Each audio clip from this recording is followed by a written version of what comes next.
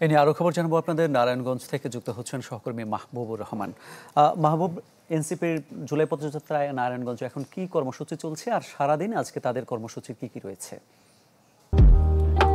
JMG Furniture, crafting the perfect balance.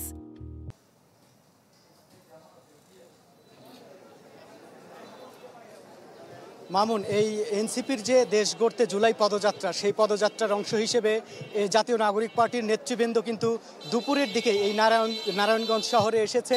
এবং তারা যখন এই নারায়ণগঞ্জ শহরে যখন আসে, তখন কিন্তু এই নারায়ণগঞ্জে এনসিপির যে স্থানীয় নেতৃবৃন্দ রয়েছে, তারা কিন্তু তাদেরকে খুব ভালো করে তারা কিন্তু স্বাগত জানিয়েছে। এবং এখানে এই মুহূর্তে এই পায়রা কনভেনশন সেন্টারে এখানে কিন্তু অবস্থান করছে জাতীয় নাগরিক পার্টির নেতারা। এবং তারা এখান থেকেই ঠিক এই নিতাইগঞ্জ থেকেই তাদের যে জুলাই পদযাত্রা সেটি শুরু করবেন। এবং সেই পদযাত্রাটি শুরু হয়ে এখান থেকে চাষারা মোড়ে যাবে এবং সেই চাষারা মোড়ে একটি পথসভা হওয়ার কথা রয়েছে। এবং সর্বশেষ হাজীগঞ্জে গিয়ে তারা যে শহীদদের যে স্মৃতিস্তম্ভ রয়েছে, সেই স্মৃতিস্তম্ভে কিন্তু তারা শ্রদ্ধা নিবেদন করবেন।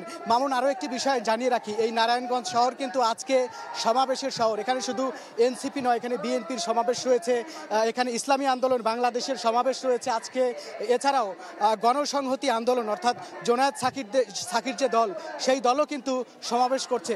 এবং এই জাতীয় নাগরিক পার্টির আজকের এই পদযাত্রা ঘিরে এখানে আমরা দেখতে পাচ্ছি যে নাগরিক পার্টির নেতৃবৃন্দ তারা কিন্তু এই নিতাইগঞ্জের এই মোড়ে এসে জড়ো হয়েছে। এবং আর একটু পরেই ঠিক এই জায়গা থেকে যে জুলাই পদযাত্রা, এনসিপি নেতৃবৃন্দের দেশ গড়তে জুলাই পদযাত্রা, সেই পদযাত্রাটি কিন্তু আর একটু পরেই এখান থেকে শুরু হবে।